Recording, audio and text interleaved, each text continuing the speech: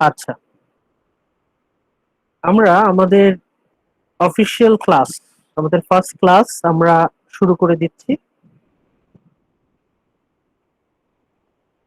Before starting the class, let's recap our target. What is our target before midterm?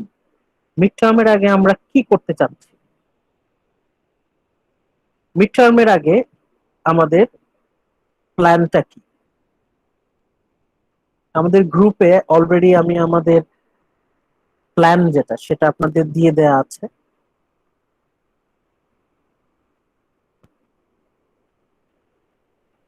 What are we going to learn before the midterm? মিডটার্মের আগে আমাদের কি ইচ্ছা আছে, কি শিখবো আমরা? Before midterm, what we are going to learn? Let's have a plan. We will learn about the Romantic period and its historical background, salient characteristics, major poets and their contribution, major novelists and their contribution. মানে আমাদের romantic পিরিয়ডের আমাদের focus এই চারটা। Number one, অবশ্যই historical background সম্পর্কে একটু idea নেব। History behind romantic literature. Number two, main characteristic. Salient মানে হচ্ছে মেজর, মেইন বৈশিষ্ট্য। এই যে রোমান্টিক লিটারেচার বৈশিষ্ট্য কি? Then contributions of the romantic poets, romantic পিরিয়ডের যারা কবি তাদের অবদান। Point number four, contribution of romantic novelist.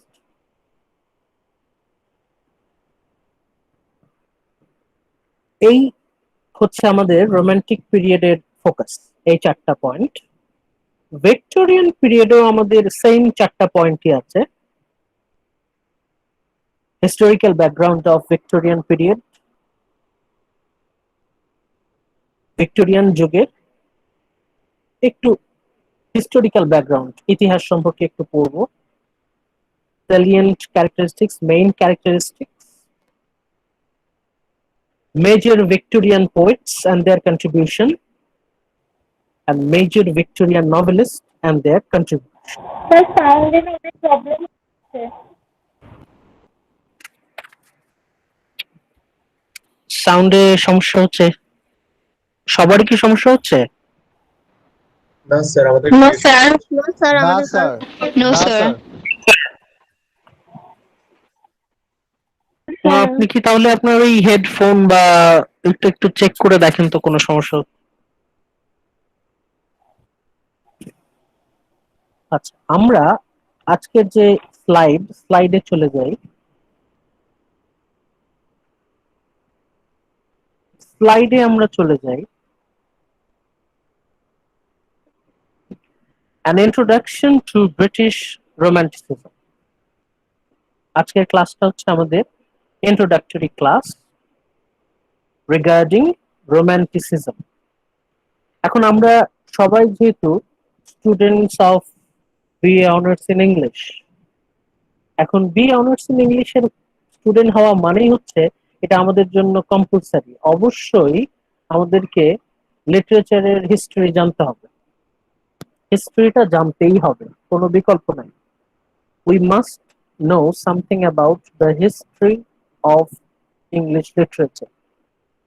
যখনই কোথাও গিয়ে আপনি বলবেন আপনি ইংলিশের স্টুডেন্ট, তখনই তারা কিন্তু ধরেই নেবে আপনি হচ্ছেন হিস্ট্রি ব্যাপারে পণ্ডিত।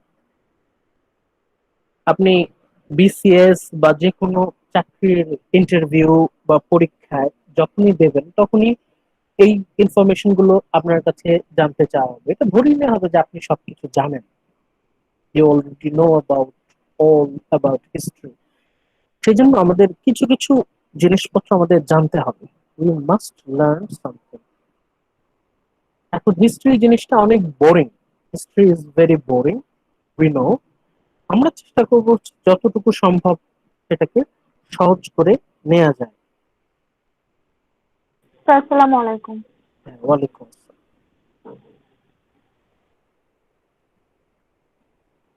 আপনাদের কারো কারো যদি জয়েন করতে সমস্যা হয় আমাকে কিন্তু সাথে সাথে জানাবেন। আপনার কোনো ফ্রেন্ড যদি জয়েন করতে প্রবলেম ফেস করে অবশ্যই আমাকে জানাবেন। Okay sir.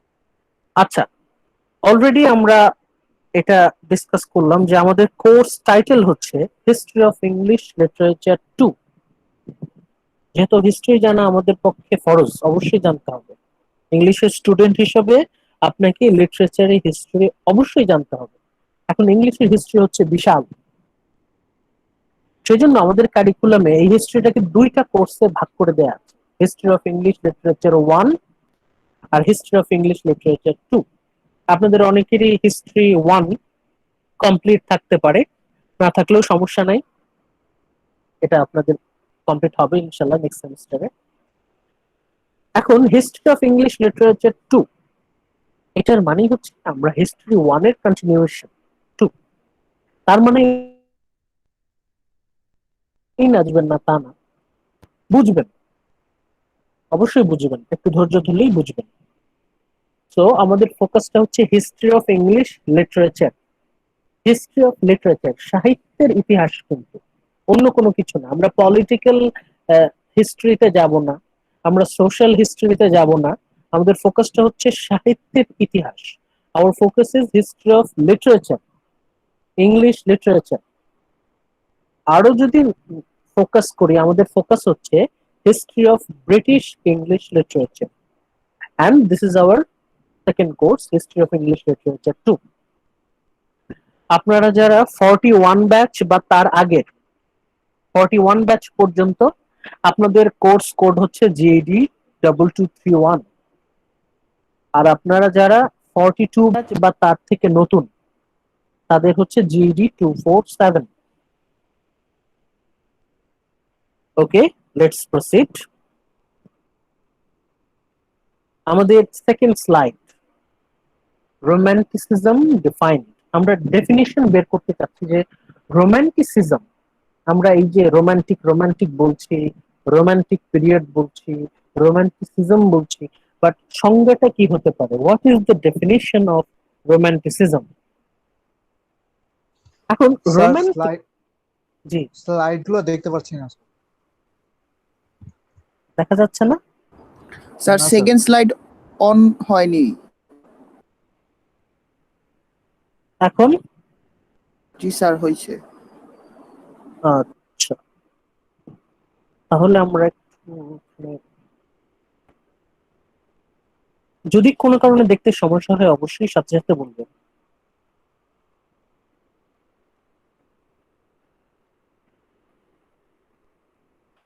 আচ্ছা, আমাদের সেকেন্ড স্লাইডে আমরা দেখি romanticism define. Romantic has come to mean basically two things। এটা তো আমরা সবাই জানি যে রোমান্টিক শব্দটা যখনই আমাদের মাথায় আসে তখন আমাদের কি মিন আমরা করি। Romantic has to come to mean basically two things, দুটো topic. Number one, the loving or potentially loving relationship between men and women। অবশ্যই রোমান্টিক বলতে তো আমরা এটাই বুঝি, romantic relation, the love relation, potentially loving relationship মানে serious or not serious যাই হোক, বিটুইন মেন অ্যান্ড উইমেন। এই বিষয়টা তো আমরা সবাই জানি নাকি, কি বলেন আপনারা? রেসপন্স করেন। জি স্যার। রোমান্টিক এটা তো আমরা জি, স্যার। সবাই জানি, লাভ রিলেশনশিপ জানি। Between men and women. কিন্তু এটাই সবকিছু না, আমাদের মেইন ফোকাসটা নাম্বার ওয়ান না, number two, a way of looking at the world that looks beyond। আমরা রোমান্টিসিজম হচ্ছে একটা অ্যাটিটিউড, একটা দৃষ্টিভঙ্গি। রোমান্টিসিজম মানেই হচ্ছে একটা attitude, this is an attitude, a way, দৃষ্টিভঙ্গি, outlook, an outlook looking at the world. আমরা পৃথিবীকে দেখছি নতুন করে, we are looking at the world from a totally new viewpoint. আমরা পৃথিবীটাকে একটা অন্য পয়েন্ট অফ ভিউ থেকে দেখছি। কিভাবে? looking at the world that beyond looks beyond or ignores the world as it is. মানে সারফেস লেভেলে আপাত দৃষ্টিতে আমরা পৃথিবী বলতে যা বুঝি, সারফেস লেভেল, ডিপ লেভেল তো জানেন। একটা হচ্ছে যেটা বাইরে দেখা যায়, বাইরেটা, একটা হচ্ছে বাইরেটা, আরেকটা হচ্ছে ভেতরে। অ্যাপারেন্ট, ডিপ, একটা হচ্ছে বাইরের যেটা, আরেকটা হচ্ছে ভেতরে। আমাদের ফোকাসটা হচ্ছে ভেতরে, আমরা শুধুমাত্র বাইরেটা দেখবো না।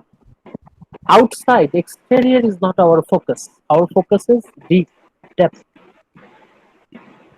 Romantic romanticism, this is an attitude of looking at the world, looks beyond the world as it is. শুধুমাত্র আমরা বাইরেটা দেখবো, যেটা খালি চোখে দেখা যায় সেটা না, আমরা চেষ্টা করবো মন দিয়ে দেখতে।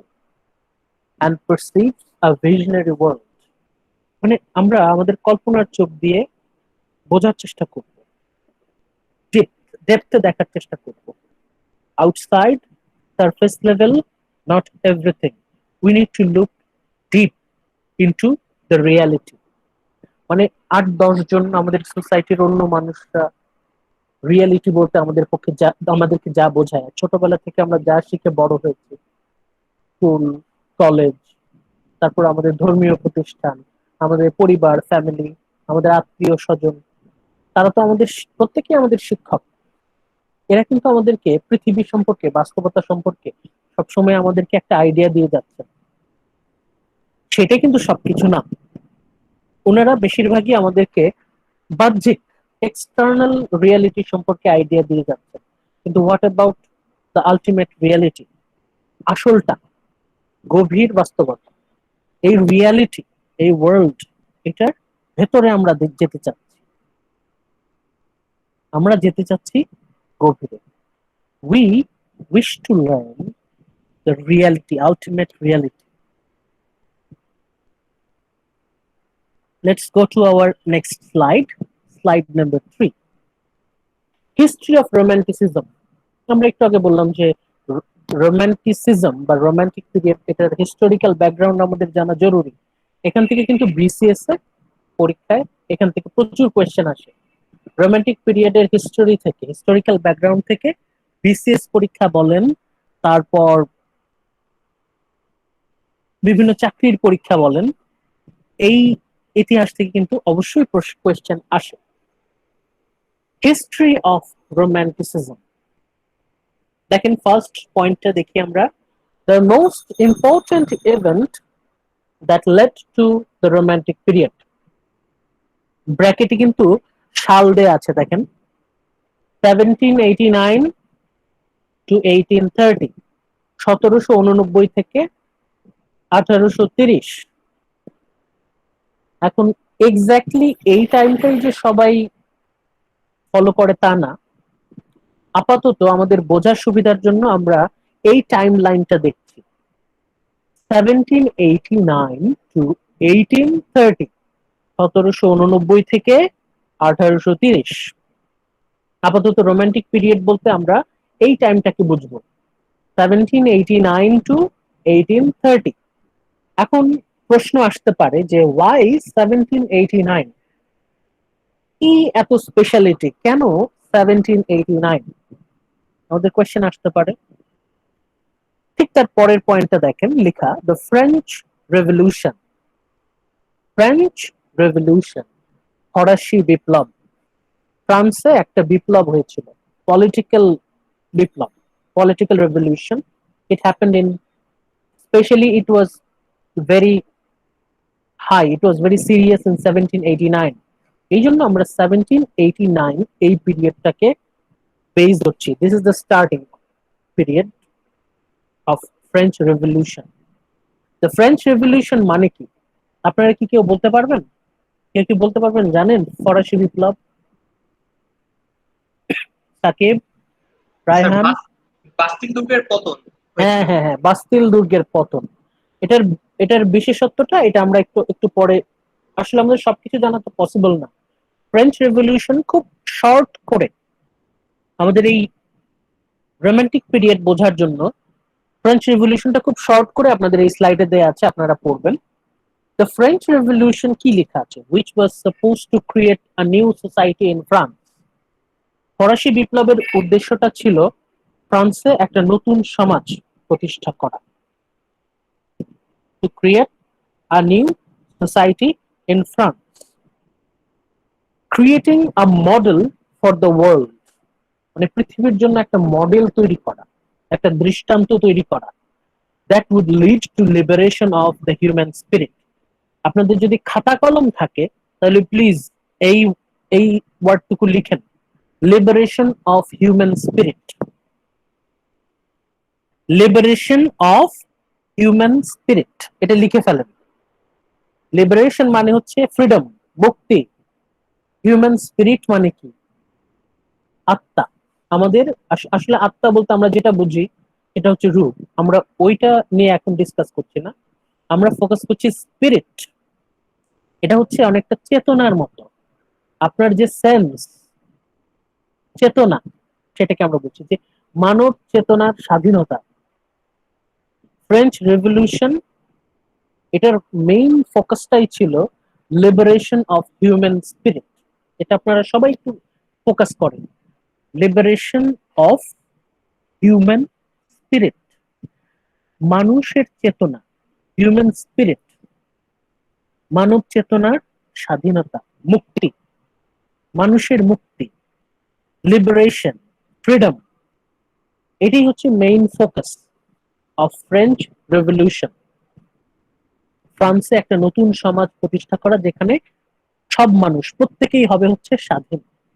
দে will have their liberation of spirit, spiritually সবাই হচ্ছে স্বাধীন। এই হচ্ছে আমাদের ফোকাস ছিল ফ্রেঞ্চ রেভলিউশন। কত ভালো লাগছে শুনতে ফ্রেঞ্চ রেভলিউশন। এখন আপনাদের অনেকের মনে হতে পারে যে আমাদের বাংলাদেশেও এটা এখন অনেক বেশি দরকার, তাই না? মনেই হতে পারে। শুনতে ভালো লাগলেও এটা অনেক মুখরোচক, অনেক সুস্বাদু একটা বস্তু। ফ্রেঞ্চ রেভলিউশন শুনতে কিন্তু খুব ভালো লাগে, কিন্তু এটা কিন্তু সফল হয়নি। কেন সফল হয়নি সেটা জানার আগে আমাদের কারণগুলো আমরা দেখি। কজেস অফ ফ্রেঞ্চ রেভলিউশন, আপনারা কি দেখতে পাচ্ছেন কারণগুলো? Yes, sir. Yes, sir. Sir আমি আপনার পেজ দেখতেছি। স্যার স্লাইডটা শো করতেছে না স্যার। স্লাইডটা তো হচ্ছে গিয়ে আমাদের গুগল ক্লাসরুম ওইখানে যে দেখতে হচ্ছে অন্য ফোন দিয়ে। ভিডিও তো স্যারকে দেখা যাচ্ছে আর অন্য ফোন দিয়ে হচ্ছে গিয়ে গুগল ক্লাসরুমে গিয়ে স্লাইডগুলো দেখতে হচ্ছে। স্যার যদি প্রেজেন্টে স্যার স্যার যদি প্রেজেন্টে ক্লিক করে তাহলে স্লাইডটা শো করতে পারবে সবাইকে। ও আচ্ছা, এটা ছিল, এটা হঠাৎ করে কিভাবে চলে গেল? সরি, এখন বোঝা যাচ্ছে? জি স্যার। জি স্যার, এখন বুঝা যাচ্ছে। জি জি স্যার। আচ্ছা, আমি একটু রিক্যাপ করি তাহলে আপনাদের সুবিধার জন্য। স্লাইডটা এই যে, এটা ছিল হচ্ছে ডেফিনিশন, দেখতে পাচ্ছেন সবাই? জি স্যার। জি স্যার। জি স্যার। Romanticism define. দেখা যাচ্ছে। হ্যাঁ, এখানে আমাদের ওই যে দুইটা, একটা হচ্ছে the romantic relationship between men and women, ওটা আমরা ফোকাস করব না, আমরা ফোকাস করব নাম্বার 2। দেখেন, হ্যাঁ ওটাতে আমরা যাব, এটা একটু রিভাইজ করে যাই। হ্যাঁ, নাম্বার 2, এটা কিন্তু আমাদের focus, a way of looking at the world that looks beyond or ignores the world as it is. আমরা শুধুমাত্র এই সারফেস লেভেলের রিয়ালিটি নিয়ে ব্যস্ত থাকবো না, we will try to understand the ultimate reality.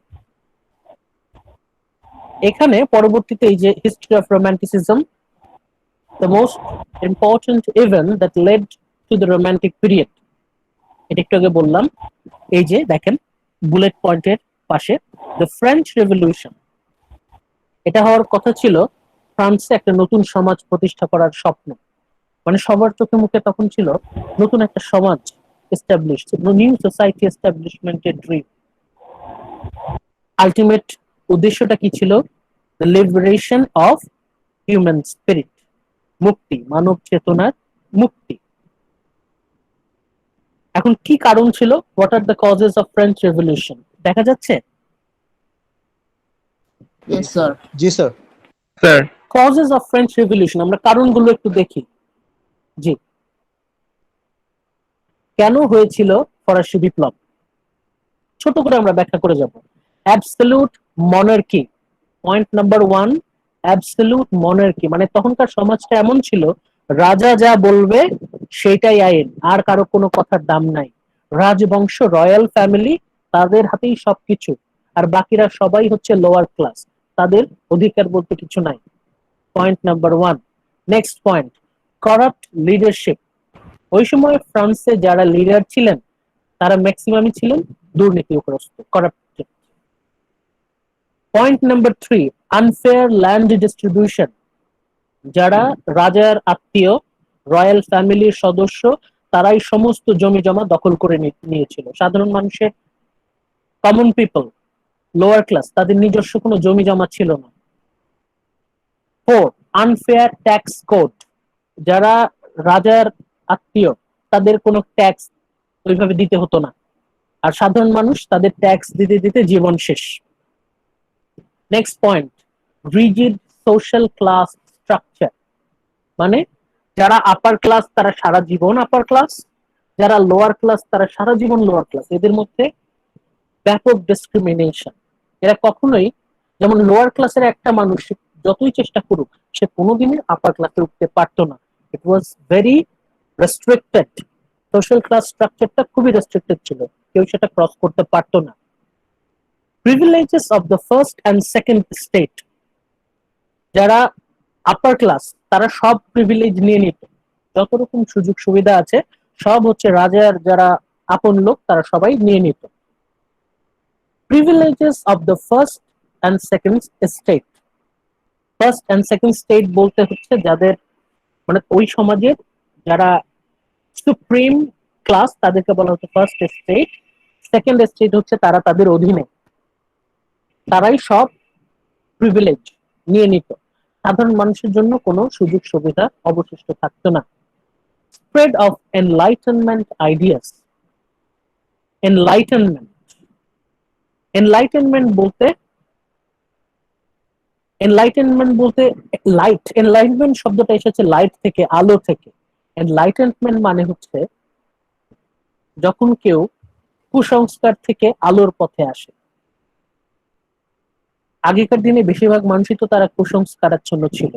পরবর্তীতে যখন জ্ঞান বিজ্ঞানের প্রসার হলো, when knowledge was available to everyone, then enlightenment মানুষের মধ্যে চেতনা সৃষ্টি করলো। এখন আমরা ডান পাশের কলামে আসি। নেক্সট পয়েন্ট, গভর্নমেন্ট ডেট, সরকারের ঋণ। ফ্রেঞ্চ গভর্নমেন্ট তখন নামে মাত্র ছিল, আসল সব ক্ষমতা তো ছিল রাজার হাতে। আর গভর্নমেন্ট বলতে দেশ, ওই দেশ প্রচুর পরিমাণে ঋণগ্রস্ত ছিল। এই ঋণ, আমাদের বাংলাদেশের কথা চিন্তা করেন, এখন আমরা, আমাদের দেশ তো হিউজ ডেট, আমাদের প্রচুর ঋণ। এই ঋণ আসলে কে নেয় আর ঋণের দায়ভার কারা বহন করে এটা আপনারা সবাই জানেন অবশ্যই। ফ্রেঞ্চ গভর্নমেন্টের প্রচুর ঋণ ছিল, প্রচুর দেনা ছিল, অর্থনীতির অবস্থা খুবই ভয়াবহ ছিল। Next point, poor harvest.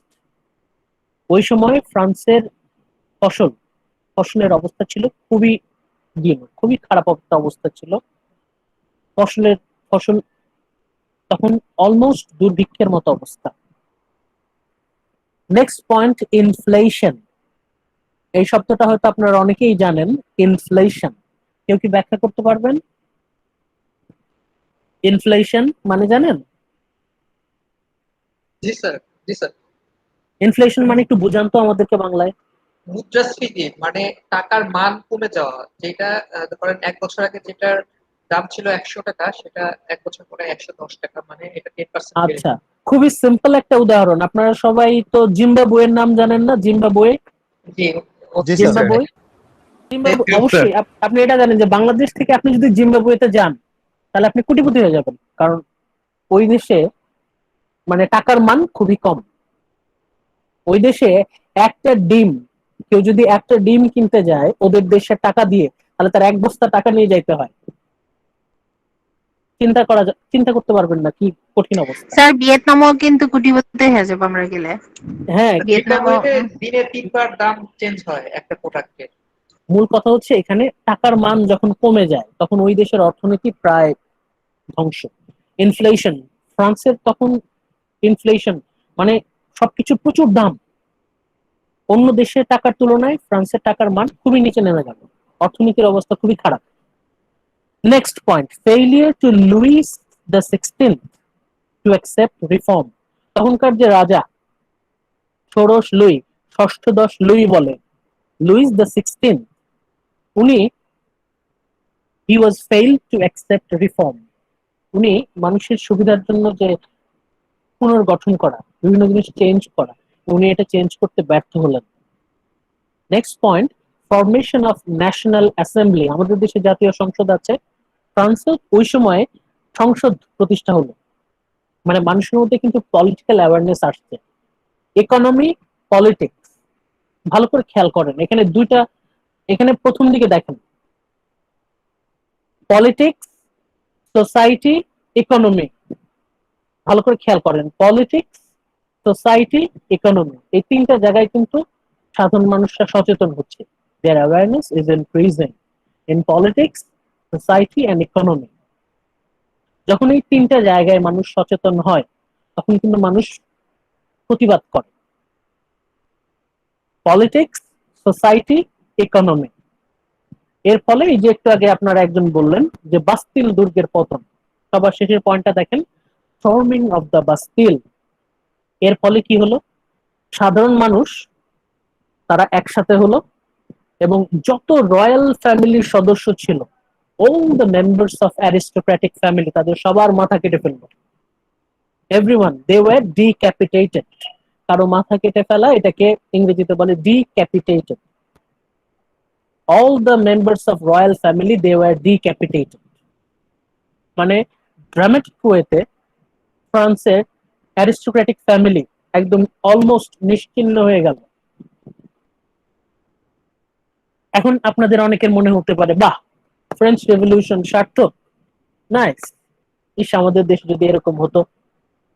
কিন্তু বিষয়টা তা না। ফ্রেঞ্চ রেভলিউশন সার্থক হলো কিন্তু তবুও ব্যর্থ হলো। নেক্সট স্লাইডটা দেখেন, দেখা যাচ্ছে? জি স্যার। জি স্যার দেখা যাচ্ছে। হ্যাঁ, দেখেন জি, কি স্যার, লেখা, দেখা নো ট্রু রেভলিউশন। এটা জাস্ট নামে মাত্রই একটা বিপ্লব ছিল, কিন্তু এটা কোনো সত্যিকারের বিপ্লব না।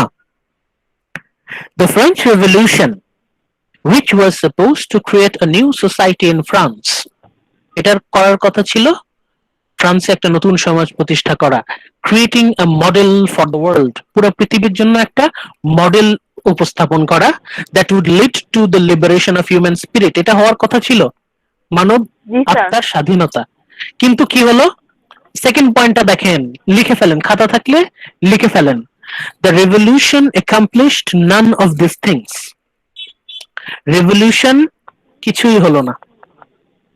এই যে বিপ্লব, it accomplished none of these things, কিছুই হলো না।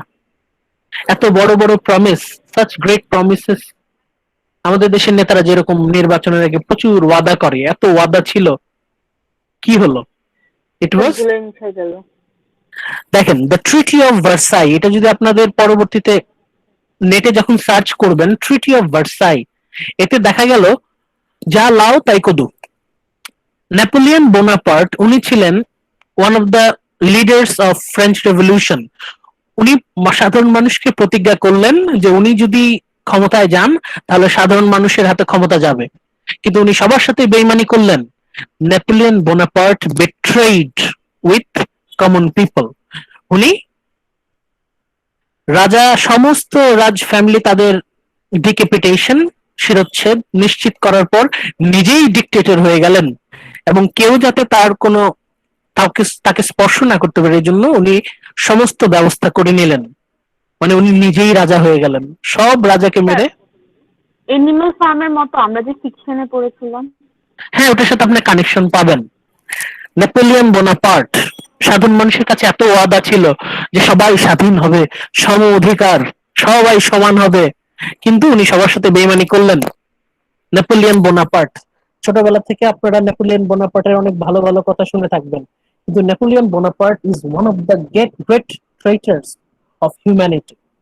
উনি সবার সাথে বেইমানি করলেন। Fourth point, young people profoundly disappointed.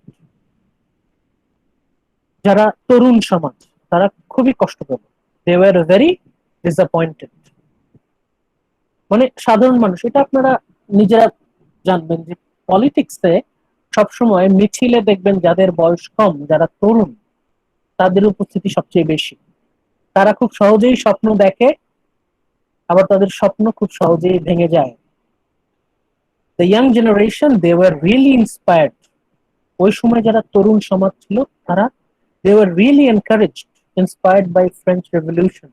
শুনতে কত ভালো লাগে, সাম্য, ইকুয়ালিটি, ফ্র্যাটার্নিটি, লিবারেশন, স্যার সবাই আপনার কথা সমান। ক্লিয়ারলি শুনতে পাচ্ছি না, কেটে আচ্ছা কেটে আবার যাচ্ছে। বলছি, এটা হচ্ছে আপনারা আপনাদের যাদের মাইক আছে একটু সবাই খেয়াল করেন, মাইকটা আর কি মিউট করে রাখবেন, যখন কথা না বলবেন একটু কাইন্ডলি মিউট করে রাখবেন।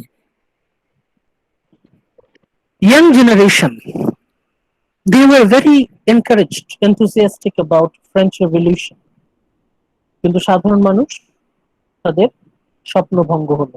They were really frustrated, really disappointed।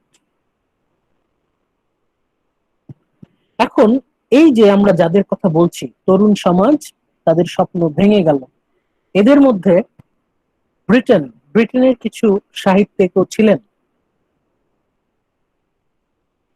Next slide দেখা যাচ্ছে, স্লাইড 6। দেখা যাচ্ছে। Yes, sir. দেখা যাচ্ছে। Individual responses of poets. ব্রিটেনের কিছু কবিতারা রেসপন্স করলেন, তারা প্রতিবাদ জানালেন। উইলিয়াম ব্লেক, এখানে আমরা একজন ভদ্রলোকের ছবি দেখতে পাচ্ছি, মধ্যবয়স্ক,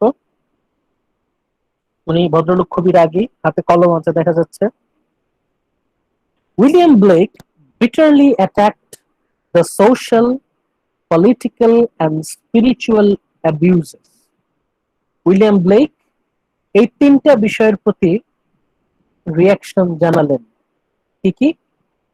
social, political and spiritual abuses, মানে ওই সমাজে যারা উপরতলার মানুষ, দে অ্যাবিউজড কমন পিপল, তারা মানুষকে অত্যাচার করত। কয়েকটা লেভেলে তাদের অত্যাচার ছিল, সোসাইটি লেভেলে তাদের অত্যাচার, পলিটিক্যাল লেভেলে they were abused, and finally spiritually they were abused. মানে তাদের যে মন, চিন্তা, ভাবনা, এটা পর্যন্ত দখল করে রেখেছিল আপার ক্লাস। নেক্সট স্লাইডে আমরা দেখি আরেকজন British poet named William Wordsworth. William Wordsworth, এই নামটা আমরা, ওনার সম্পর্কে আমরা পরবর্তীতে আরো অনেক ডিটেইলে আলোচনা করব। উইলিয়াম ওয়ার্ডসওয়ার্থ, উনি ওনার লেখায় he expressed nostalgic and democratic, মানে ওনার যে অ্যাটিটিউডটা এটা ছিল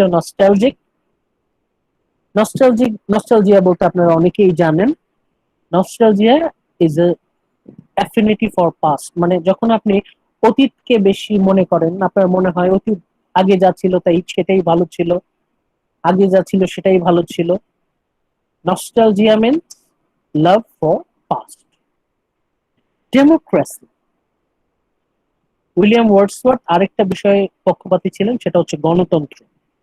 গণতন্ত্র মানে হচ্ছে বেশি, মানে যারা সংখ্যায় বেশি, মানে সাধারণ মানুষদের মধ্যে তো মানে অবশ্যই group থাকবে, জনগণের হাতে পাওয়ার দিয়ে দেওয়ার। হ্যাঁ, কিন্তু এখানে ডেমোক্রেসিতে একটা ব্যাপার আছে, এখানে কিন্তু সবার হাতেই ক্ষমতা, কিন্তু আলটিমেটলি সবার ইচ্ছা কিন্তু পূরণ হয় না, বেশিরভাগ মানুষের ইচ্ছার প্রতিফলন হয়। আরেকজন কবির নাম আমরা একটু মনে রাখি, PB Shelley. PB Shelley's poetry, PB Shelley, তার পুরো নাম হচ্ছে পার্সি বিশ শ্যালি। উনার কবিতায় উনি বিপ্লবকে আমাদের সামনে বারবার উপস্থাপন করেছেন। পিবি শ্যালিকে আমরা বলবো রেবেল পোয়েট, বিদ্রোহী কবি। আমাদের বাংলায় যেমন কাজী নজরুলকে আমরা বলি বিদ্রোহী কবি, ব্রিটিশ পোয়েট্রিতে পার্সি বিশ শ্যালিকে বলা হয় রেভলিউশনারি পোয়েট, রেবেল পোয়েট, বিদ্রোহী কবি।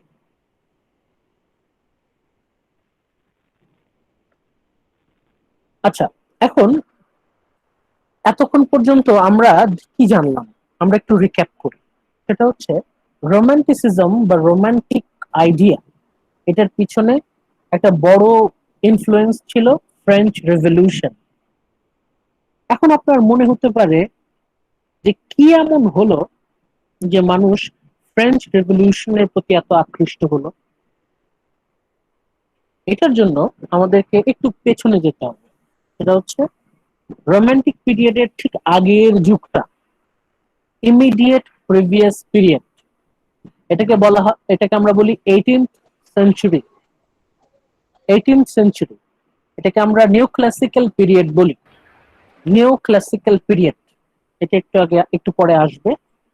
নিউ ক্লাসিক্যাল পিরিয়ড মনে রাখবেন, হাতে কলম থাকলে লিখে, কাগজ কলম থাকলে লিখে ফেলেন।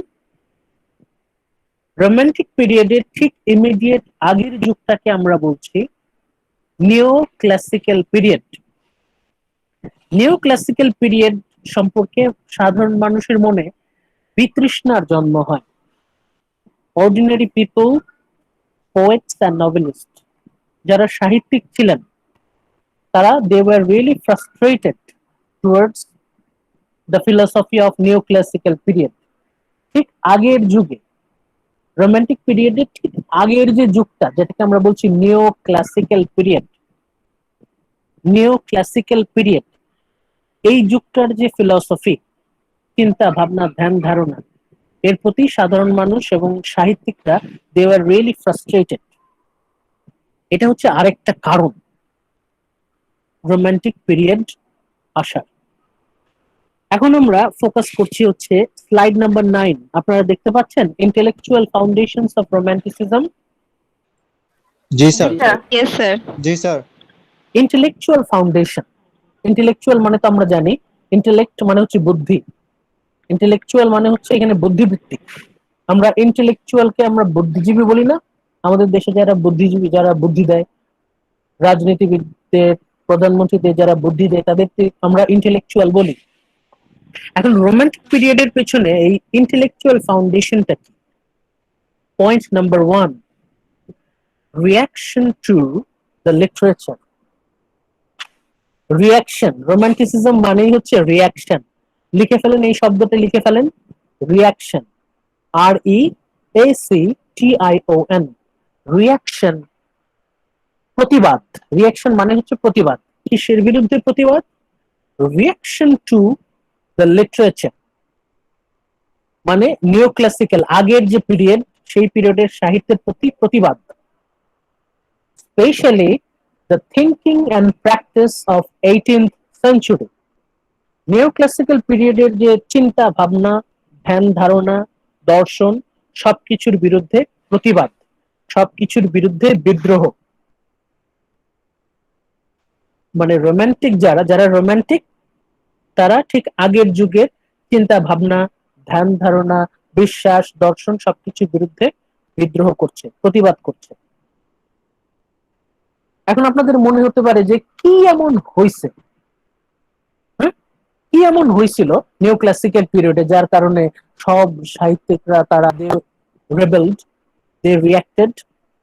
নেক্সট পয়েন্টটা দেখেন, the 18th century age of enlightenment. Romantic পিরিয়ডের ঠিক আগের যুগটাকে ওরা বলছে the age of enlightenment. Enlightenment আমরা ওই যে ক্লাসের শুরুতে একটু ডিসকাস করলাম।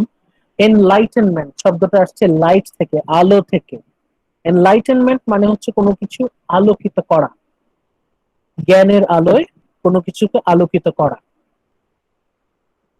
আমরা আমাদের সমাজে যারা অশিক্ষিত তাদেরকে কেন ছোট চোখে দেখি? কারণ আমাদের মতে তারা হচ্ছে কুসংস্কারে বিশ্বাসী, তাদের চিন্তা ভাবনা ধ্যান ধারণা খুবই সীমাবদ্ধ। আমাদের মতে আমরা যারা শিক্ষিত, দোজ হু আর লিটারেট, আমরা হচ্ছে আলোকিত মানুষ। চিন্তা ভাবনায় স্বাধীন হওয়া, কোন রকম গোড়ামি কুসংস্কারে আবদ্ধ না থাকা, এটাকে আমরা বলি এনলাইটেনমেন্ট, মানে হচ্ছে শিক্ষিত হওয়া। আমাদের সমাজে যাকে আমরা বলি পড়াশোনা করে শিক্ষিত হওয়া, অনেকে এটা এটা অবশ্য অনেকে পড়াশোনা করে স্টিল তারা কুসংস্কারের জন্য থেকেই যায়। এনলাইটেনমেন্ট বলতে আমরা এটা বুঝি যে হচ্ছে মনের দিক থেকে ওপেন, নট সুপারস্টিশিয়াস, কোন রকম কুসংস্কারে বিশ্বাসী না। ব্রড এখন মাইন্ডেড। রোমান্টিক, হ্যাঁ ব্রড মাইন্ডেড। রোমান্টিক পিরিয়ডের ঠিক আগের পিরিয়ডটা যে আমরা পাচ্ছি, নিও ক্লাসিক্যাল পিরিয়ড বা 18th সেঞ্চুরি, এখানে দুইজন ইন্টেলেকচুয়াল, তাদের গুরুত্ব খুবই বেশি। Number one, John Locke. এখানে লক দেখেন তালা, LOCK, ওটার পরে কিন্তু এক্সট্রা একটা ই আছে, জন লক। John Locke. আরেকজন যেটাকে আপনারা সবাই চেনেন, আইজ্যাক নিউটন, অবশ্যই আপনারা তাকে চেনেন। John Locke and Isaac Newton, এই দুই বুদ্ধিজীবী, তারা তাদের চিন্তা ভাবনা, তাদের জ্ঞান দিয়ে 18th সেঞ্চুরির একটা ফিলোসফি ক্রিয়েট করলেন। কি, আমরা নেক্সট স্লাইডে যাই। জন লক, ভদ্রলোকের জন্ম 1632, মৃত্যু 1704। উনি কে ছিলেন দেখেন লেখা আছে, he was a political and moral philosopher, রাজনৈতিক এবং নৈতিক দার্শনিক। He was a political and moral philosopher. উনি কি বললেন? উনি এম্পিরিসিজমে বিশ্বাস করতেন। দেখেন শব্দটা দেখেন, EMPIRISM,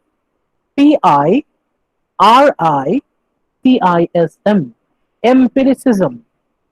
শব্দটার মানে কি? মানে হচ্ছে the theory that all knowledge is based on experience derived from senses, মানে আমাদের যত জ্ঞান আছে, আমাদের জীবনে আমরা যত জ্ঞান লাভ করি, সবকিছুর ভিত্তি হচ্ছে আমাদের অভিজ্ঞতা।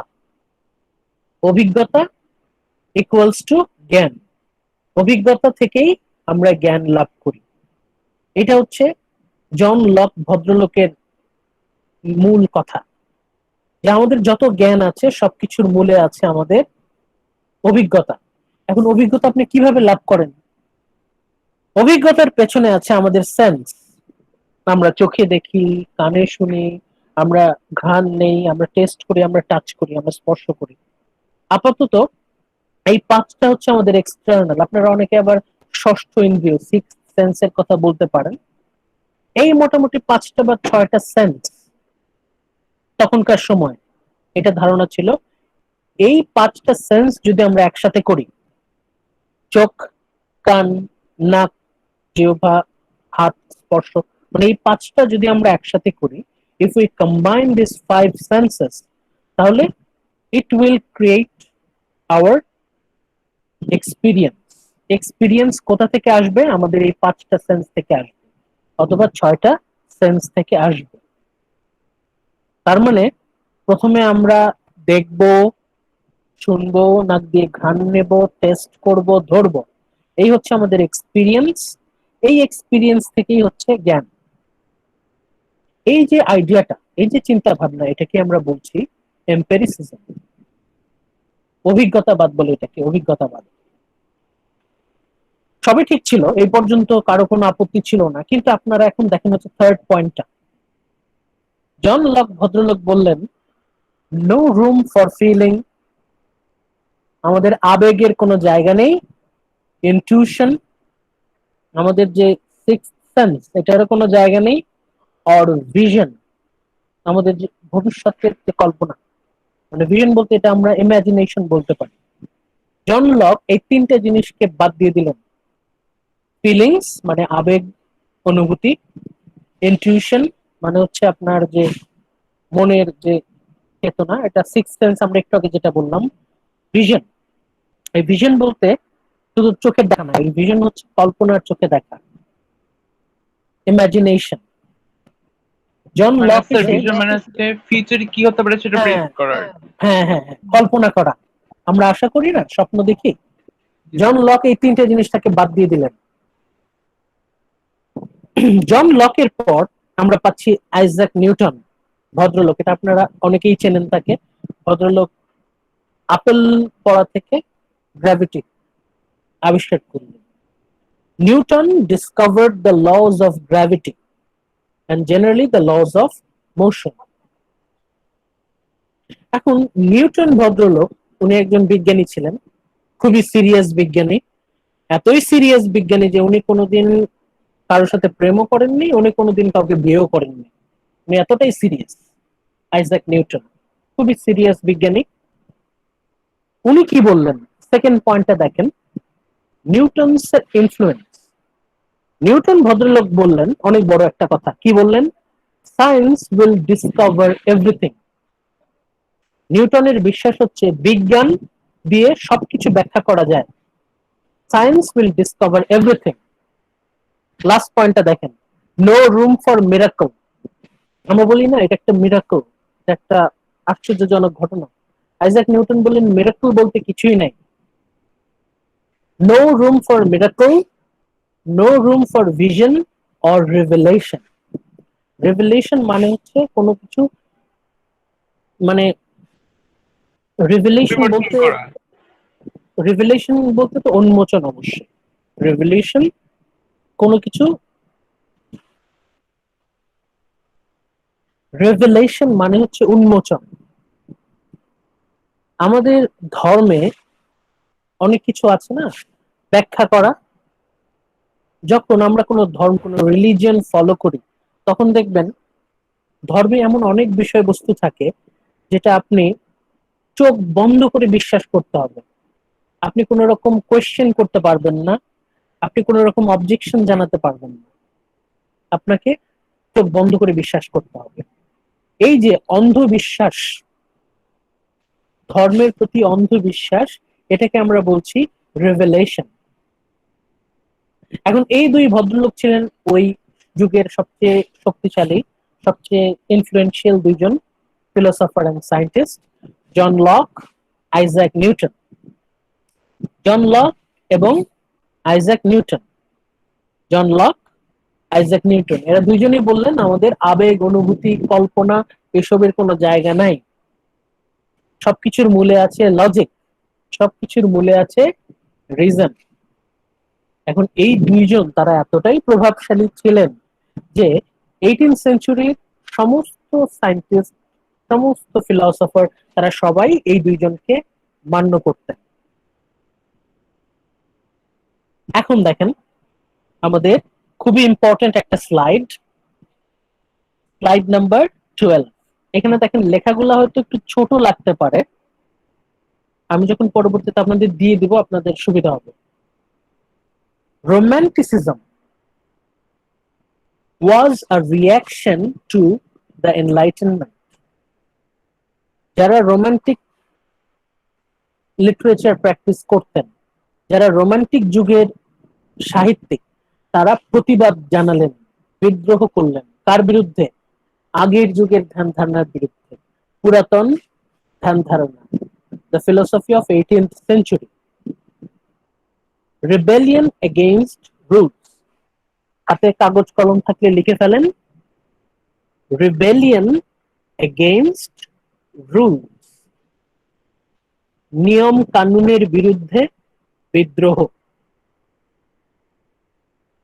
এখন আপনাদের সামনে দেখেন একটা টেবিল আছে, নিও ক্লাসিসিজম, রোমান্টিসিজম, এই দুইটার মধ্যে আমরা পার্থক্য দেখতে পাচ্ছি। দেখেন কি পার্থক্য, পার্থক্যটা পড়লে আমাদের মোটামুটি ক্লিয়ার হয়ে যাবে। নিও ক্লাসিসিজম, নিও ক্লাসিসিজম এটাই হচ্ছে 18th সেঞ্চুরি ফিলোসফি। বানানটা আমরা কি দেখি, নিও ক্লাসিসিজম বানান হচ্ছে NEO CLAS ICISM, নিও ক্লাসিসিজম। আর আমাদের ডান পাশে আছে কলামে রোমান্টিসিজম। এই পার্থক্য, নিও ক্লাসিসিজম তাদের কথা হচ্ছে focus on external people and events. আগের যুগের তাদের ফোকাস কি ছিল? জনগণ, জনগণ, সাধারণ মানুষ, অ্যান্ড ইভেন্টস, আর ঘটনা, বাহ্যিক ঘটনা যেটাকে আমরা বলি, যেটা বাইরের চোখে দেখা যায়, আপাত দৃষ্টিতে আমরা যেটা দেখতে পাই। নিও ক্লাসিসিজমের ফোকাসটা হচ্ছে জনগণ আর হচ্ছে বাহ্যিক বাস্তবতা, এক্সটার্নাল পিপল অ্যান্ড ইভেন্টস, এটা ছিল নিও ক্লাসিসিজমের ফোকাস। রোম্যান্টিসিজম তারা এটাকে অস্বীকার করলেন, রেবেল, তারা বলল আমরা এটা মানি না। তারা কি মানে? রোম্যান্টিসিজমের focus on self expression of the artist. কাগজ কলম থাকলে লিখে ফেলেন, self expression of the artist. আমরা যদি সহজ করে বলি তাহলে বলতে পারি এর আগের যুগে ফোকাসটা ছিল হচ্ছে জনগণ, পিপল। রোমান্টিক পিরিয়ডে ফোকাসটা হচ্ছে ওয়ান পার্সন, ইন্ডিভিজুয়াল পার্সন। মানে আমাদের ফোকাস জনগণ থেকে চলে আসছে একজনের মধ্যে। সেই একজন যেই সেই সাধারণ মানুষ না, কে সেই একজন? আর্টিস্ট, শিল্পী। শিল্পী, উনার সেলফ এক্সপ্রেশন, উনার মন। সাধারণ মানুষ থেকে এখন আমাদের ফোকাস হচ্ছে একজন, সে কে? আর্টিস্ট। তার সেলফ এক্সপ্রেশন মানে উনার মন কি বলছে। জনগণ থেকে আমাদের ফোকাস চলে যাচ্ছে শিল্পীর মন, মাইন্ড অফ এন আর্টিস্ট। এটা কিন্তু বড় একটা ফোকাস চেঞ্জ। এর আগের যুগে ফোকাসটা ছিল হচ্ছে সাধারণ জনগণ কি বলে, লোকে কি বলে, সেটাই ফোকাস। রোমান্টিক পিরিয়ডে শিল্পীর মন কি বলে সেটা ফোকাস। মানুষের মন কি বলে এটার থেকেও বেশি ইম্পর্টেন্ট শিল্পীর মন কি বলে। নেক্সট পয়েন্ট, নিও ক্লাসিসিজম মানে এর আগের যুগ, তার কি বিশ্বাস করত? Great chain of being. এই শব্দটা আপনাদের কাছে নতুন লাগতে পারে। গ্রেট চেইন অফ বিং শব্দটার মানে হচ্ছে দেয়ার ইজ এ গড, অবশ্যই সৃষ্টিকর্তা আছেন। সৃষ্টিকর্তার পরেই আছেন হচ্ছে কিং, দ্য সুপ্রিম লিডার, রাজা, সম্রাট। তার আন্ডারে তার মন্ত্রী, তার আন্ডারে উজির, নাজির। একটা চেইন আছে না আগেকার দিনে রাজাদের? একটু লোয়ার ক্লাস যে চেনটা স্যার। হ্যাঁ, এই যে চেইনটা, গ্রেট চেইন, এই চেইনটা কখনোই ভাঙা যাবে না। এটা ছিল এর আগের যুগের বিশ্বাস যে you must not break the great chain. রাজার ছেলেই সারা জীবন রাজা হয়ে যাবে, মন্ত্রীর ছেলেই সারা জীবন মন্ত্রী হয়ে যাবে। একজন উজিরের ছেলে কোনোদিন রাজা হতে পারবে না, একজন সাধারণ মানুষ সে কোনোদিনও রাজা হতে পারবে না। এটা জন্মের সাথে সাথে নির্ধারিত। এই যে গ্রেট চেইন অফ বিং, এটা ছিল নিও ক্লাসিসিজমের বিশ্বাস। রোমান্টিকরা বলল না, উই ডু নট অ্যালাউ ইট। তারা বিদ্রোহ করলো। গ্রেট চেইন অফ বিং এর পরিবর্তে তারা কি নিল? ডেমোক্রেসি, গণতন্ত্র। এটা এখন পর্যন্ত আমরা আমাদের দেশে অনেক চেষ্টা করতেছি ডেমোক্রেসি এস্টাবলিশ করার। Romantic movement, romanticism, they are focusing on democracy, গণতন্ত্র। Next point, reason, logic. Reason মানে হচ্ছে যুক্তি, লজিক। একটু আগে আমরা দুইজন ভদ্রলোকের নাম বললাম, জন লক, আইজাক নিউটন। তারা বলে গেছে যে যুক্তির বাইরে কোনো কিছু যাওয়া যাবে না। আর যুক্তি, reason must be justified by science. Science দিয়ে লজিক এস্টাবলিশ করতে হবে এবং এই লজিকের বাইরে যাওয়া যাবে না। কোনো কিছুই লজিকের বাইরে যেতে পারবে না। এটা ছিল দ্য ক্লেম অফ নিও ক্লাসিসিজম। রোমান্টিসিজম এসে বললেন না, আমরা এটার বিদ্রোহ করছি, আমরা এটা মানি না। তারা কিসে বিশ্বাস করছে? মিস্টিসিজম, MYSTICISM, মিস্টিসিজম মানে হচ্ছে স্পিরিচুয়ালিটি। স্যার স্যার হ্যাঁ, তার মানে কি স্যার রোমান্টিসিজমে লজিককে প্রায়োরিটি কম দেওয়া হতো? রোমান্টিসিজম তারা লজিককে বাদ দিয়ে দিচ্ছে। ও একদম বাদই দিয়ে দিচ্ছে। হ্যাঁ, বাদ দিয়ে দিচ্ছে। আচ্ছা। এটা হচ্ছে লজিকের বিরুদ্ধে বিদ্রোহ। মানে যখনই আপনি যুক্তিকে এস্টাবলিশ করছেন, মানে হচ্ছে আপনি মানুষের মনকে কোনো গুরুত্ব দিলেন না, আপনার কাছে যুক্তি সবকিছু। জি জি রোমান্টিক যারা, তারা বলছে আমরা যুক্তির ধার ধারি না, সবার আগে আমাদের কাছে গুরুত্বপূর্ণ হচ্ছে স্পিরিট, আমাদের আত্মা, মিস্টিসিজম। নিও ক্লাসিক যারা যারা আগের যুগের মানুষ, তাদের কথা কি ছিল? Reason leads to spiritual revolution. তাদের কথা হচ্ছে যদি কেউ আসলেই এনলাইটেন্ড হতে চায় তাহলে যুক্তি ছাড়া কোনো উপায় নাই। Only reason can lead you to spiritual revelation. রোমান্টিকরা অস্বীকার করলো, তারা বলল নট রিজন, তারা বলছে নেচার, প্রকৃতি। Nature leads to spiritual revelation. কেউ যদি স্পিরিচুয়াল দিক থেকে এনহান্সড হতে চায়, কেউ যদি চায় যে আমার কাছে স্পিরিট ইম্পর্টেন্ট, তাহলে সে অবশ্যই ফোকাস করবে, ফলো করবে নেচারকে। তাহলে আগের যুগে তাদের ফোকাসটা ছিল হচ্ছে রিজন। রোমান্টিসিজম, তারা ফোকাস করছে নেচার, প্রকৃতি। They are focusing on nature. Nature will help us to gain spiritual enlightenment. কেউ যদি স্পিরিচুয়ালি এনলাইটেন্ড হতে চায়, কেউ যদি একজন সত্যিকারের মানুষ হতে চায়, তাহলে সে যদি শুধুমাত্র যুক্তির কাছে বন্দী থাকে, if we are mere prisoner to reason, আমরা যদি যুক্তির জেলখানায় বন্দী থাকি, তাহলে আমরা কখনোই সত্যিকারের মানুষ হতে পারবো না।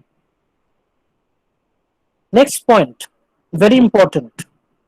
নিও ক্লাসিক্যাল পিরিয়ড মানে হচ্ছে রোমান্টিক পিরিয়ডের ঠিক আগের পিরিয়ড। তারা কোথায় ফোকাস করছে?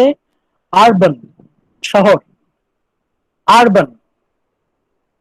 তারা শহরকে গুরুত্ব দিচ্ছে, urban focus. They glorifies civilization and technological progress.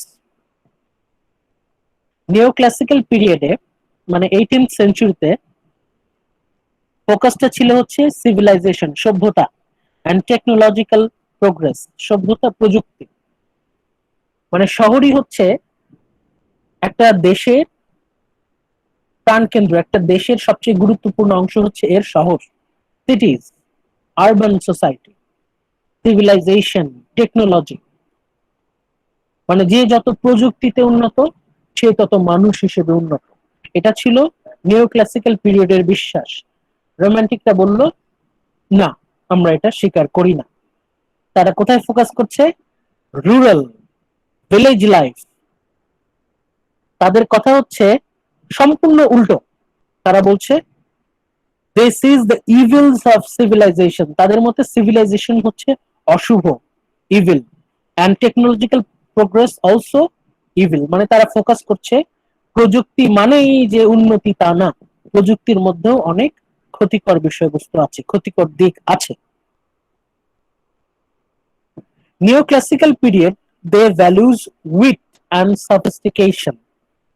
তারা কোথায় মূল্য দিচ্ছে, তাদের গুরুত্ব কোথায় দেখেন। দে আর ভ্যালুইং উইট, বুদ্ধিবৃত্তি। মানে যে মানুষের বুদ্ধি আছে সেই মানুষ সত্যিকারের মানুষ। আর সফিস্টিকেশন, সফিস্টিকেশন মানে আপনারা অনেকেই জানেন, মানে মডার্ন আর কি। জানেন না সফিস্টিকেটেড? আপনাদের অনেক ফ্রেন্ড, তাদেরকে আমরা, আপনার কিছু কিছু ফ্রেন্ড আছে তাদেরকে আপনি বলেন স্মার্ট, কিছু কিছু আছে তাদেরকে আপনারা ইজিলি বলে দেন খ্যাত, আছে না? নিও ক্লাসিক্যাল পিরিয়ড তারা ফোকাস করছে স্মার্টনেস। স্মার্টনেস জিনিসটা ম্যাক্সিমাম এক্সটার্নাল স্মার্টনেস, বাইরে চাকচিক্য, বাইরের চাকচিক্য, এক্সটার্নাল। এর আগের যুগে তারা ফোকাস করতো কোথায়? এক্সটার্নাল সফিস্টিকেশন, বাইরের স্মার্টনেস। এখন রোমান্টিকরা বলল এটা খুবই হাস্যকর। তারা বলছে দে ভ্যালু প্রিমিটিভ সিম্পল পিপল। তারা বলছে আমার এরকম স্মার্ট মানুষের দরকার নাই। We do not need a smart person, we need a genuine primitive simple person. মানে ওই সভ্য, অতিরিক্ত স্মার্ট মডার্ন মানুষের চাইতে উই নিড প্রিমিটিভ। তারা আধুনিক মানুষের চাইতে গুরুত্ব দিচ্ছে আদিম মানুষকে। মানে রোমান্টিক পিরিয়ডে এসে এরা বলছে যে we don't need smart people, we need genuine people. আমাদের আসল মানুষ দরকার। We don't need exaggeration, আমাদের gorgeousness এর দরকার নাই। We need simplicity, আমাদের দরকার simple people. নিউ ক্লাসিক্যাল পিরিয়ডে আরেকটা বিশ্বাস ছিল, human nature needs artificial restraints of society. এটা আপনারা লিখে রাখতে পারেন হাতে খাতা কলম থাকলে। আমাদের যে প্রকৃতি, নেচার, হিউম্যান নেচার, আমাদের যে প্রবৃত্তি, we need artificial restraints of society. আমাদের ডিসিপ্লিন দরকার। Without discipline human being cannot survive.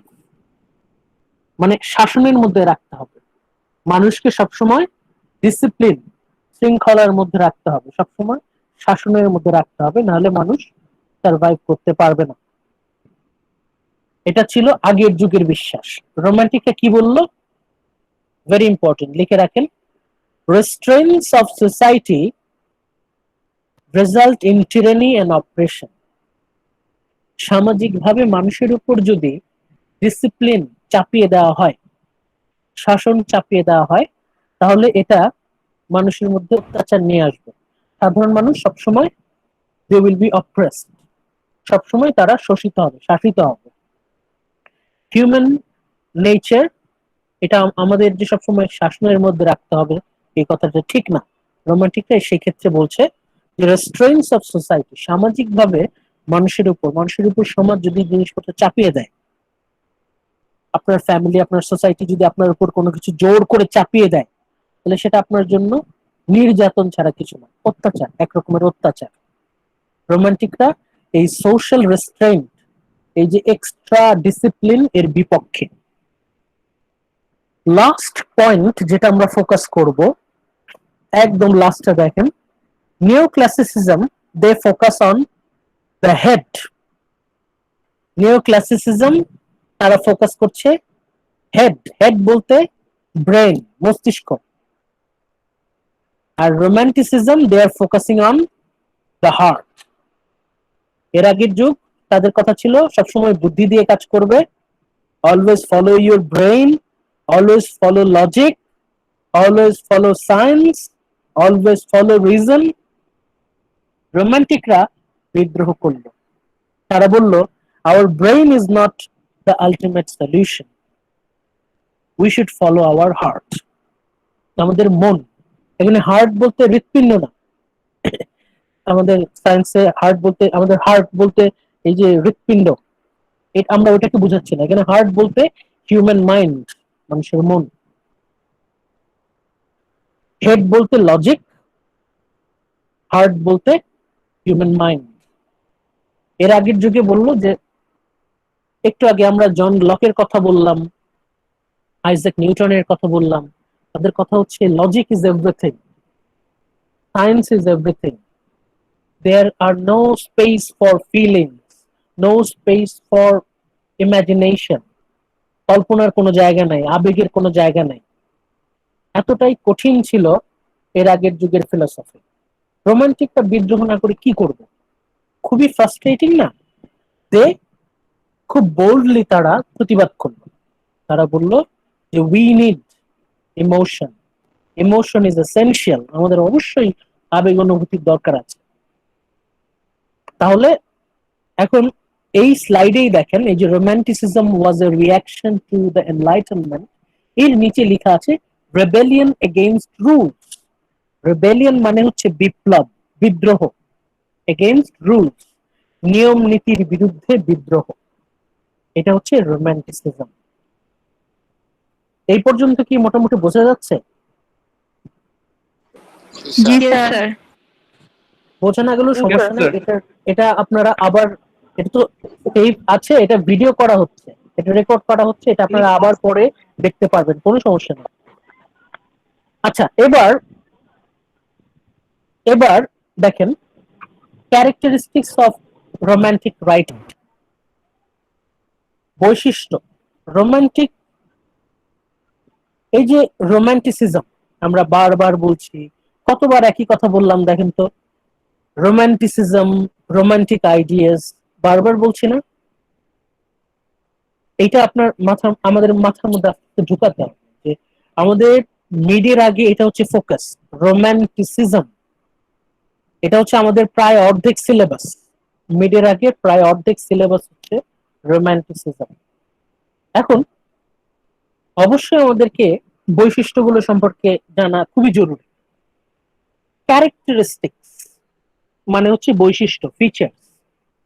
Romantic writing বা রোমান্টিক লিটারেচার যদি আমরা বলি তাহলে এটার বৈশিষ্ট্যগুলো কি কি? আপনাদের মধ্যে কেউ একজন কি একটু কাইন্ডলি পড়বেন? একজন একটু পড়েন তো কি কি লেখা দেখা যাচ্ছে।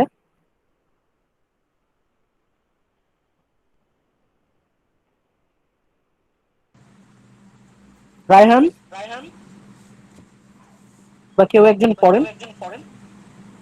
স্যার পুরো লেখাটা নাকি শুধু 5টা না না, প্রথম থেকে ক্যারেক্টারিস্টিক্স অফ রোমান্টিক একটু রিডিং করেন প্লিজ কাইন্ডলি। আচ্ছা, romantic believe in individual and democracy, but এটা তো অলরেডি আমরা ডিসকাস করে ফেললাম না? আচ্ছা, নিচের লাইনটা তাহলে প্রথম লাইনটা দেখেন, এটা কি বুঝতে কোনো সমস্যা আছে? না না রোমান্টিক বিলিফ, এই যে রোমান্টিসিজমের যে ফিলসফি, এটার বিশ্বাসটা কোথায়? দেখেন, ইন্ডিভিজুয়াল মানে শিল্প মন, আর ডেমোক্রেসি, এটা অলরেডি কিন্তু আমরা ডিসকাস করে আসছি। মেইন বিলিফটা হচ্ছে ব্যক্তি, একজন, ইন্ডিভিজুয়াল, এন্ড ডেমোক্রেসি। ডেমোক্রেসি মানে কি? ডেমোক্রেসি মানে গণতন্ত্র। আপনি হয়তো মানে মুখস্থ বলে দিতে পারেন যে স্যার ডেমোক্রেসি মানে গণতন্ত্র, কিন্তু ডেমোক্রেসি মানে কিন্তু শুধুই গণতন্ত্র নয়। ডেমোক্রেসি মানে হচ্ছে এভরিওয়ান ম্যাটার্স, সবার গুরুত্ব আছে, কেউ কম জয়া না। একটু মাইকটা অফ করবা, তোমার রিপিট হচ্ছে হয়তো। আচ্ছা, নেক্সট পয়েন্ট একটু পড়েন। but emphasis more often on the outstanding individual. মানে আমাদের ফোকাস হচ্ছে ব্যক্তি। এর আগের যুগের ফোকাসটা ছিল হচ্ছে জনগণ, পাবলিক, পিপল। রোমান্টিক পিরিয়ডে আমার ফোকাসটা হচ্ছে ব্যক্তি, ব্যক্তি মন। বিশেষ করে একজন সেন্সিটিভ মানুষ, যে একজন খুবই, আমাদের মধ্যে অনেকেই আছেন একটু বেশি সেন্সিটিভ। আমাদের রোমান্টিক লিটারেচার এটার ফোকাসটা হচ্ছে সেন্সিটিভ মাইন্ড, একজন ব্যক্তি। এরপরে 5টা আই পড়েন একটু kindly. Romanticism is characterized by the 5I: imagination, intuition, idealism, inspiration, individuality. আচ্ছা, আমরা এখন এটা হালকা করে ডিসকাস করি। এই যে 5টা আই, এটা হচ্ছে আপনাদের বোঝার সুবিধার জন্য যে রোমান্টিসিজম বলতে আমরা 5I ফোকাস করছি। 5টা আই। আই গুলো কি কি? Number 1 imagination. ইমাজিনেশন মানে হচ্ছে কল্পনা। মানে কি? রোমান্টিক পিরিয়ডের যত লিটারেচার, রোমান্টিক লিটারেচার বলতেই এখানে কল্পনা থাকবেই, ইমাজিনেশন থাকবেই। নাম্বার 1 ইমাজিনেশন, নাম্বার 1 ইমাজিনেশন, কল্পনা।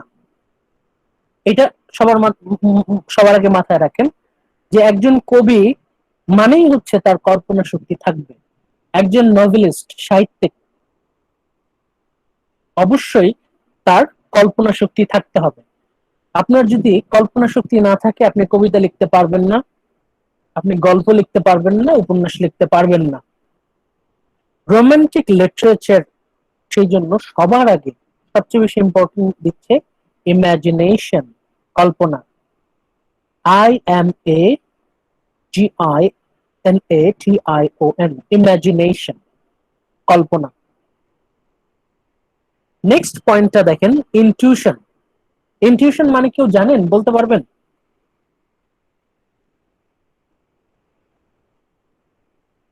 কেউ একজন ট্রাই করেন, ইনটিউশন মানে কি? স্যার আপনি কি ওকে INTUITION। বলেছিলেন six sense? Very good, thank you Jannatul, thank you very much. দেখেন, ইনটিউশন, ইনটিউশন মানে হ্যাঁ, চেতনা, ভেরি গুড।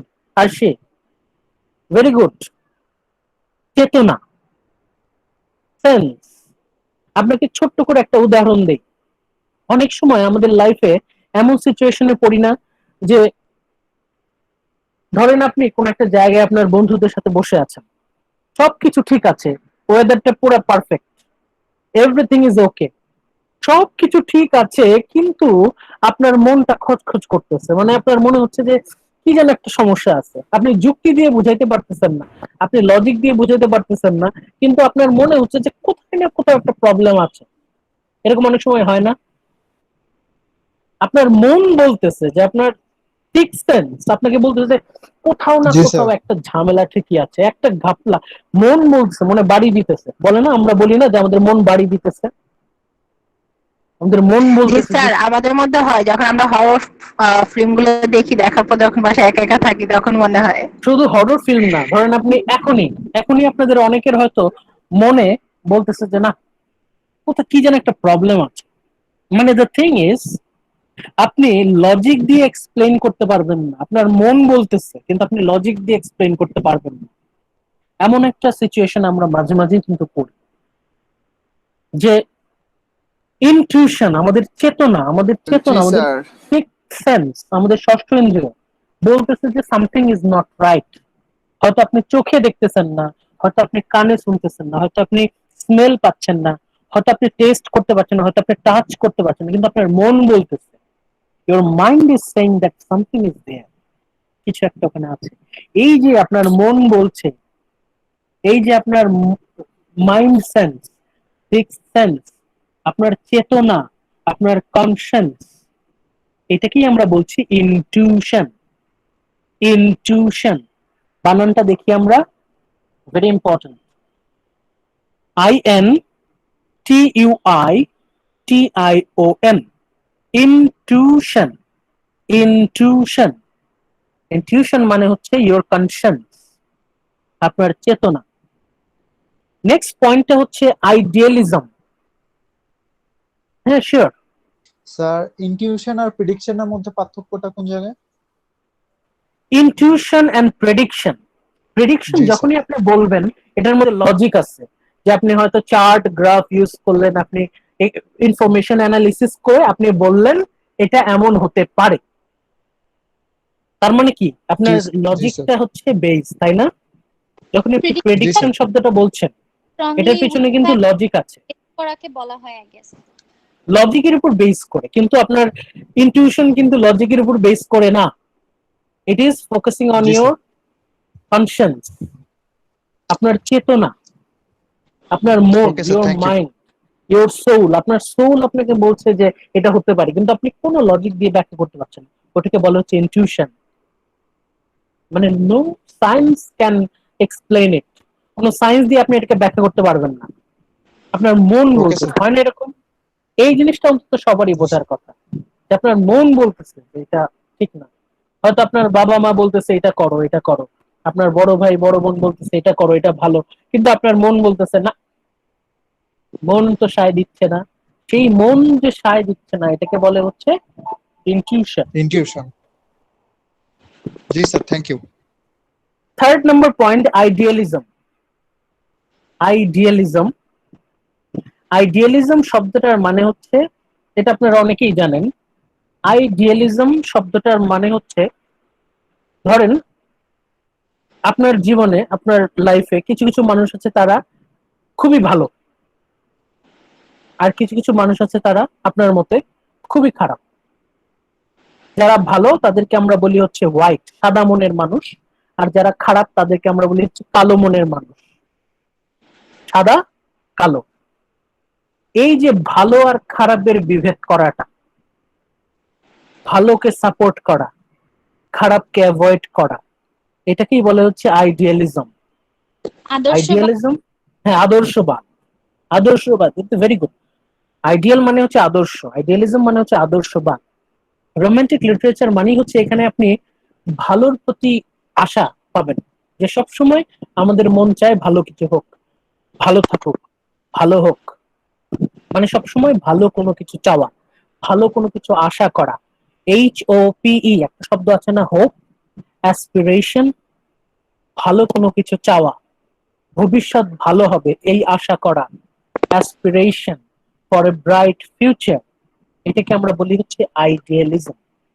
আইডিয়ালিজম আইডিয়ালিজম সব মানে হচ্ছে, আমি যদি খুব সংক্ষেপে বুঝাই, মানে হচ্ছে ধরেন এই পৃথিবীটা একটা জাহান্নাম, suppose this whole world is a hell. আপনাদের সবাই আপনার লাইফের যে কোনো একটা সময় এটা বলছেন এই দুনিয়া একটা জাহান্নাম, অবশ্যই বলছেন 100% সবাই। এই যে আপনার ব্রেন আপনাকে বলছে, আপনার মন হয়তো আপনাকে বলছে দুনিয়াটা একটা জাহান্নাম, একটা হেল, কিন্তু আইডিয়ালিজম আপনাকে একটা আশা দেবে, if we try our best, যদি আমরা চেষ্টা করি, যদি আমরা চেষ্টা করি, যদি খুব মন দিয়ে চেষ্টা করি, তাহলে এই জাহান্নামেও জান্নাত বানানো সম্ভব। If we try our best, we can create heaven in this hell. If we try our best, যদি আমরা মন দিয়ে চেষ্টা করি, if we try our best, it is possible to create heaven in this hell. এই যে আশা, ভবিষ্যতের জন্য উজ্জ্বল আশা, এটাকে আমরা বলছি হচ্ছে আইডিয়ালিজম। Next point, inspiration. এটা আপনারা সবাই জানেন, ইন্সপিরেশন শব্দটার মানে হচ্ছে প্রেরণা, অনুপ্রেরণা। রোমান্টিক পোয়েট্রি বলেন, রোমান্টিক নভেল বলেন, সবকিছুর পেছনেই আপনি অনুপ্রেরণা পাবেন। এই অনুপ্রেরণাটা বেশিরভাগ সময়ই হচ্ছে নেচারের প্রতি, প্রকৃতি। ইন্সপিরেশনটা আপনি সবসময় পাবেন হচ্ছে নেচার, পাবেন হচ্ছে প্রকৃতি, গাছপালা, পাহাড়, পর্বত। সাহিত্যিকরা, কবিরা তারা জঙ্গলে যাচ্ছেন, বনে যাচ্ছেন, নদীর পাড়ে যাচ্ছেন, পাহাড়ে যাচ্ছেন, ইমোশনাল হয়ে যাচ্ছেন, কবিতা লিখছেন। এই যে ইন্সপিরেশন, রোমান্টিক রাইটিং মানেই হচ্ছে এখানে ইন্সপিরেশন থাকবে। ফাইনালি যেটা প্রথমেই বলা হয়েছে, ইন্ডিভিজুয়ালিটি, এখানে ফোকাসটা হচ্ছে একজন মানুষ, one person, focus is one person. এখন আমরা এই প্রতিটা পয়েন্টেরই ডিটেইল ডেসক্রিপশন পরবর্তী স্লাইডগুলোতে আমরা পাবো। ফর এক্সাম্পল স্লাইড নাম্বার 14 দেখেন, ইমাজিনেশন। এখানে পয়েন্টগুলো দেয়া আছে। ইমাজিনেশন ওয়াজ এমফাসাইজড ওভার রিজন, যুক্তির চাইতে কল্পনার গুরুত্ব বেশি। রোমান্টিক পিরিয়ডে তারা বলছেন imagination is more important than reason, যুক্তির চাইতে কল্পনার গুরুত্ব বেশি। Second point, this was a backlash against the nationalism characterized by neoclassical period or age of reason. John Locke বলেন, আইজাক নিউটন বলেন, তাদের বিরুদ্ধে এটা সরাসরি বিদ্রোহ। যদি আপনি বলেন ইমাজিনেশন ইজ মোর ইম্পর্টেন্ট, এটা হচ্ছে নিওক্লাসিক্যাল ফিলসফির বিরুদ্ধে attack, reaction. Point number 3, imagination was considered necessary for creating all art. রোমান্টিসিস্ট যারা রোমান্টিসিজমে বিশ্বাসী, তারা বলছে শিল্পের জন্য কল্পনা শক্তি প্রয়োজন, সেটা যে শিল্পই হোক, কল্পনা ছাড়া শিল্প অস্তিত্ব পায় না। It is mandatory, it is essential to have imaginative power. এরপর আমরা নেক্সট স্লাইডে যদি যাই, তাহলে এখানে ব্যাখ্যা আছে intuition. Romantics placed value on intuition. Intuition মানে কি, লেখা আছে যে ফিলিং, আবেগ, ইনস্টিংক্ট ওভার রিজন। ইনটিউশন এর গুরুত্ব যুক্তির থেকেও বেশি। একটু আগে বললাম আমরা যুক্তির থেকে কল্পনার গুরুত্ব বেশি, এখানে বলছে যুক্তির থেকে আমাদের যে চেতনা, চেতনার গুরুত্ব বেশি। Romantics placed value on intuition or feeling and instinct over reason. যুক্তির থেকেও বেশি ইম্পর্টেন্ট হচ্ছে চেতনা, আমাদের আবেগ, আমাদের অনুভূতি। Emotions were important in romantic art. Emotion ছাড়া রোমান্টিক আর্ট পসিবল না। আপনি রোমান্টিক পোয়েট্রি বলেন, রোমান্টিক নভেল বলেন, ইমোশন ছাড়া কোনো অস্তিত্ব নাই। British romantic poet William Wordsworth described poetry as the spontaneous overflow of powerful feelings. মানে হচ্ছে ফিলিংস ছাড়া লিটারেচারের অস্তিত্ব নাই। if you are not if you are not with full of feelings, if you are not emotional, আপনি যদি আবেগ আক্রান্ত না হন, আপনার যদি কোনো আবেগ না থাকে, আপনার যদি কোনো অনুভূতি না থাকে, আপনার পক্ষে সাহিত্য রচনা করা সম্ভব না। You must have emotions, you must have feelings, আপনার চেতনা প্রয়োজন, আর চেতনাকে আপনি যুক্তি দিয়ে ব্যাখ্যা করতে পারবেন না। নেক্সট, আইডিয়ালিজম, যেটা একটু আগে ব্যাখ্যা করলাম। আইডিয়ালিজম ইজ দ্য কনসেপ্ট, এটা এমন একটা ধারণা, we can make the world a better place. এই পৃথিবীটা যতই খারাপ হোক না কেন, আমরা যদি চেষ্টা করি এই পৃথিবীটাকে একটা ভালো জায়গা করা সম্ভব। It is possible to create heaven in this hell. Idealism refers to any theory that emphasizes the spirit, the mind, and language over the matter. মানুষের spirit, আত্মা, soul, though has a crucial role in making the world the way it is. Third পয়েন্টে আমরা একজন German ফিলোসফারের নাম পাচ্ছি, Immanuel Kant. আপনারা অনেকেই হয়তো নাম জেনে থাকতে পারেন। Immanuel Kant, a German philosopher, held that the mind forces the world we perceive and to take shape of space and time. এই সব কথারই আসল কথা কি? আসল কথা হচ্ছে আমাদের যে স্পিরিট, আমরা যদি মন দিয়ে চেষ্টা করি তাহলে এই জাহান্নামেও জান্নাত তৈরি করা সম্ভব। It is possible to make the world a better place. It is possible to create heaven in this hell. This is idealism. Sir Next, আইডিয়ালিজমের সেকেন্ড পয়েন্টে তো আরেকবার একটু বলতেন। এটা এই যে স্পিরিট, সেকেন্ড পার্টের এখানে যে কথাটা বলা আছে যে idealism refers to any theory that emphasises the spirit. আপনার আমার যে আত্মা, স্পিরিট, সোল, এটা খুবই গুরুত্বপূর্ণ। আপনি সায়েন্স বলেন, টেকনোলজি বলেন, আপনি রিজন বলেন, লজিক বলেন, সবচেয়ে গুরুত্বপূর্ণ হচ্ছে স্পিরিট, আপনার আত্মা, the mind or language over matter. আপনার আত্মার গুরুত্ব অপরিসীম। আপনার যে মন, আপনার যে সোল, আমরা যেটাকে বলি স্পিরিট। তাহলে প্রথমে আমি বললাম কল্পনা, ইমাজিনেশন থাকতেই হবে। নাম্বার 2, ইনটিউশন, চেতনা থাকতে হবে। চেতনা বলতে আমরা ফিলিংস, ইমোশন বললাম। আর আইডিয়ালিজম বলতে এটা আমরা বলছি হচ্ছে আমাদের যে স্পিরিট, স্পিরিটটা এখানে আপনারা হয়তো অনেকে বলতে পারেন যে স্যার চেতনা আর আত্মার মধ্যে পার্থক্য কি? চেতনা আর আত্মার মধ্যে পার্থক্য হলো, ধরেন আপনার বয়স 2 অথবা 1, আপনার বয়স 1 বছর, আপনার মধ্যে ইনটিউশন না থাকতে পারে কিন্তু আপনার মধ্যে স্পিরিট আছে। আমাদের বয়স বাড়ার সাথে সাথে আমাদের যে ইনটিউশন সেটা ডেভেলপ করে, কিন্তু আমাদের যে স্পিরিট সেটা থেকে যায়। আমাদের সবার স্পিরিট, এটা আপনি কোনো কিছু দিয়ে ইনফ্লুয়েন্স করতে পারবেন না। একটা মানুষের চেতনা আপনি হয়তো ডেভেলপ করতে পারেন, কিন্তু একটা মানুষের স্পিরিট সে নিজে ছাড়া অন্য কেউ এটাকে ডেভেলপ করতে পারে না। আইডিয়ালিজম, সোজা কথায় এটা হচ্ছে the hope, Asha, aspiration for a bright future, aspiration for good, ভালোর আশা করা, এটাকে বলা হয় আইডিয়ালিজম। ইন্সপিরেশন, প্রেরণা, একটু একটু বললাম। দ্য রোমান্টিক আর্টিস্ট বলেন, মিউজিশিয়ান, রাইটার, তারা সবাই সাহিত্যিক, শিল্পী, সে নৃত্যশিল্পী হোক, সঙ্গীত শিল্পী হোক, maybe that person is a singer or dancer or poet or sculpture or novelist. প্রত্যেক রোমান্টিক আর্টিস্ট তারা এক একজন inspired creator, not a technical master. তারা রোবট না, they are not robots, they are inspired, they are inspired by many things. তবে এখানে আমরা ইন্সপিরেশনটা mainly nature. এখন আপনি বলতে পারেন যে একজন মানুষ তো লাভ, ভালোবাসা থেকেও প্রেরণা পেতে পারে।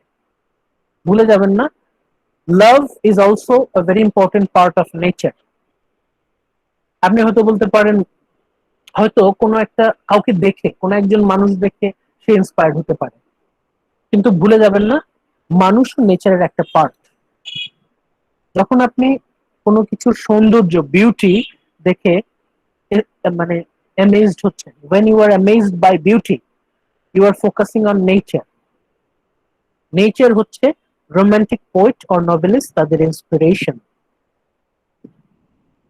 What this means is going with the moment or being spontaneous rather than getting it precise. আপনি হয়তো যুক্তি দিয়ে ব্যাখ্যা করতে পারবেন না একটা মানুষ কিভাবে আরেকটা মানুষকে ইন্সপিরেশন দিচ্ছে, but it is possible. Inspiration এটা আপনা আপনি আসে, ন্যাচারালি আসে। Inspiration comes from nature and it comes naturally. তাহলে রোমান্টিক লিটারেচার আর রোমান্টিক পোয়েট, রোমান্টিক নভেলিস্ট, যত রোমান্টিক সাহিত্যিক আছে, they focus on inspiration provided by nature. Then last characteristics, individuality. Individuality শব্দটা আসছে হচ্ছে ইন্ডিভিজুয়াল থেকে, ব্যক্তি, একজন। Romantics celebrated the individual. যারা রোমান্টিক তারা ব্যক্তি, একজন মানুষকে সেলিব্রেট করছে, অ্যাপ্রিশিয়েট করছে। রোমান্টিক, মনে রাখবেন এটা খুবই গুরুত্বপূর্ণ একটা পয়েন্ট, রোমান্টিকটা কিন্তু জনগণ, ঠিক আছে, পাবলিক ডিমান্ড, পিপল, এটাতে কিন্তু তাদের ফোকাস না। তাদের ফোকাস হচ্ছে একজন মানুষ।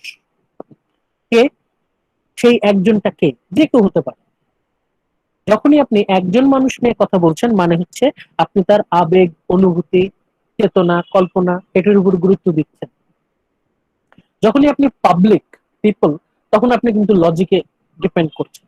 কিন্তু যখন আপনি ইন্ডিভিজুয়ালের উপর ফোকাস করছেন, একজন মানুষ, তখন আপনি তার মন, কল্পনা, এটা নিয়ে কিন্তু ফোকাস করছেন। তাহলে রোমান্টিক সেলিব্রেটেড দ্য ইন্ডিভিজুয়াল, একজন মানুষ, এটা আমি হতে পারি, আপনারা, যে কেউ হতে পারে। রোমান্টিক লিটারেচার তার ফোকাসই হচ্ছে ইন্ডিভিজুয়াল।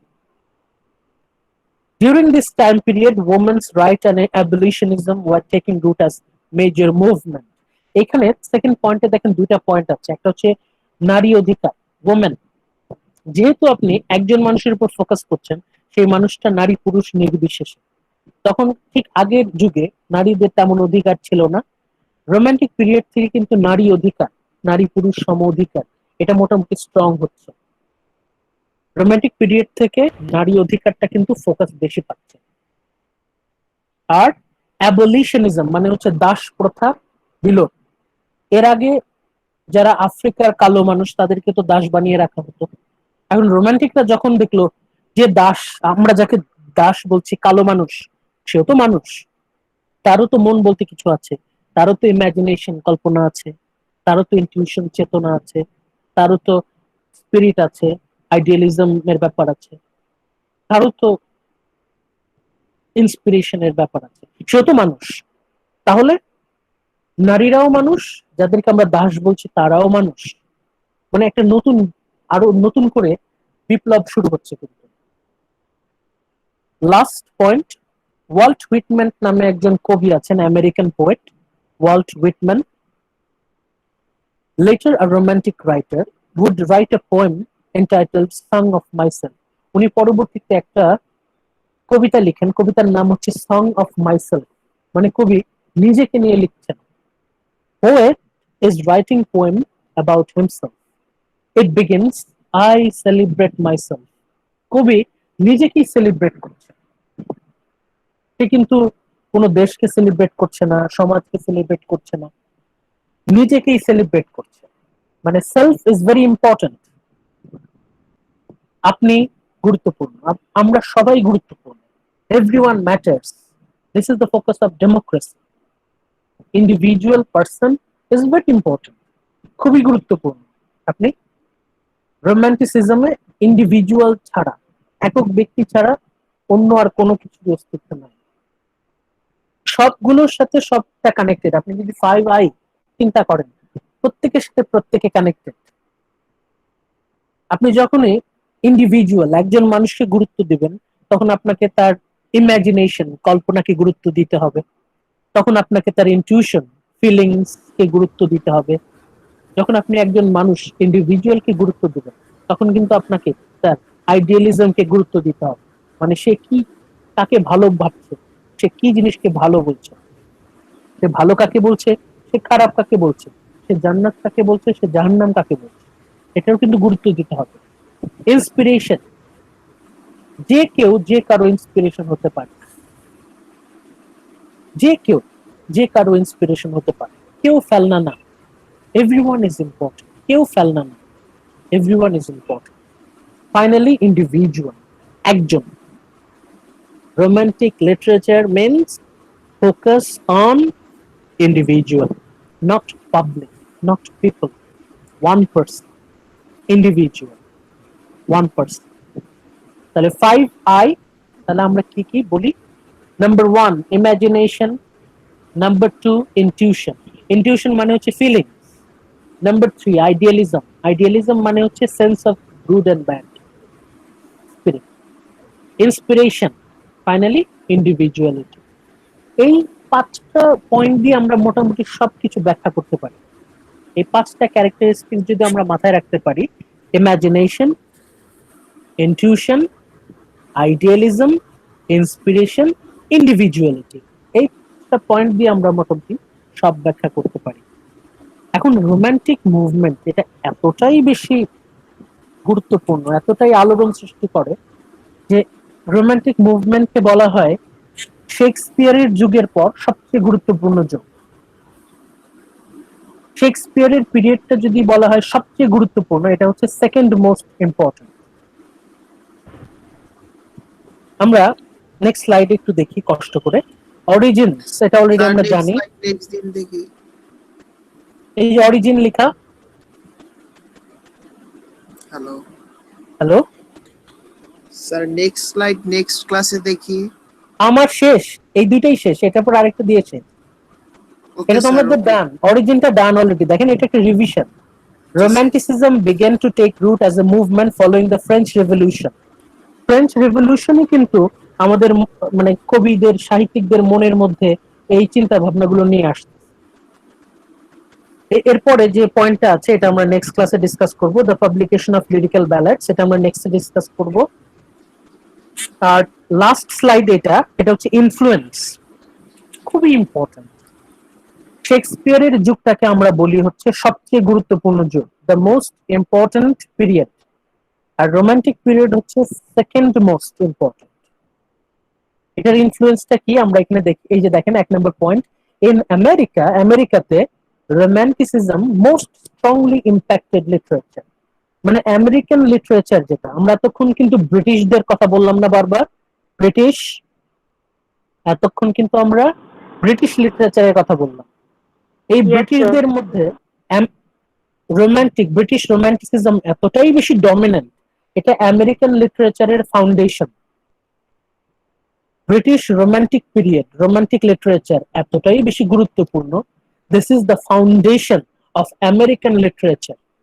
এই রোমান্টিক ব্রিটিশ লিটারেচারের উপর ভিত্তি করে আমেরিকান লিটারেচার প্রতিষ্ঠিত। রাইটার্স শুধু আমেরিকানরা নতুন 2টা টপিক অ্যাড করলো, নতুন সুপারন্যাচারাল এন্ড গথিক থিমস, এটা আমরা পরে আবার ডিসকাস করব। আমেরিকানরা they were really inspired by supernatural and gothic themes.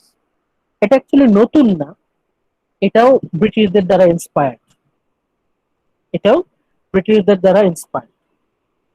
তাহলে আজকে ক্লাসে আমরা যে ডিসকাসটা করলাম, এটা আমরা খুব সংক্ষেপে 1-2 কথায় যদি আমরা বলতে চাই, তাহলে প্রথম থেকে আমরা জাস্ট রিভিউ করি, আর বেশি সময় লাগবে না, অল্প কিছুক্ষণ।